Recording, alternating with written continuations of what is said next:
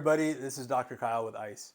You know, as a chiropractor, I treat patients very commonly with chronic pain, and there is a very common thread and theme that I notice with most of those patients, and that's typically that they have poor sleep quality. So I've addressed 3 different ways for you to self-assess your own sleep quality and hopefully help to improve for you to ultimately improve your health.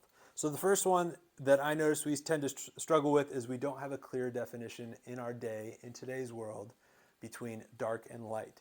Just think if you were to go out into the middle of the woods, when the sun is down, it's dark and it's quiet. So you need to make sure that your own bedroom mimics that environment, because that's what our bodies are primed for.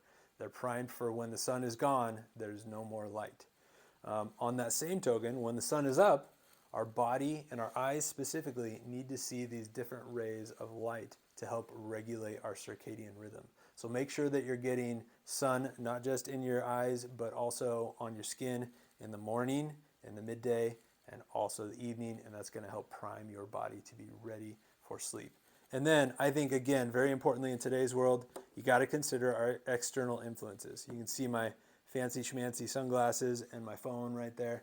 Those are the types of things that alter the nature of the light that our body is exposed to and will therefore alter the nature of how we sleep. So keep that in mind. The second one that I want you to be aware of is your exertion. It's summertime. We tell our kids, go outside, ride your bike, go swim, go run, go do something to exert yourself, exhaust yourself. And primarily that's so when they come home, they're exhausted, their head hits the pillow, and they're out like a light. I want you to make sure that you are doing the same type of thing. As adults, we're wired the very same way. So if your head hits that pillow and you're thinking about all the things that you got to do the next day, or it's racing and worrying about all the stresses that you have coming ahead of you, that's a good sign that you have not exerted your body in a way that it is primed for sleep. So make sure you are moving more. And then the third one, this is something that I notice very commonly working with patients actually in the clinic, is I think in today's world, our breathing is really dysregulated with our nature. Very often I see people when they're laying on the table when they should be nice and relaxed, they're breathing super fast and super shallow. And you can usually see it in shoulders and chest, doing a lot of movements that way.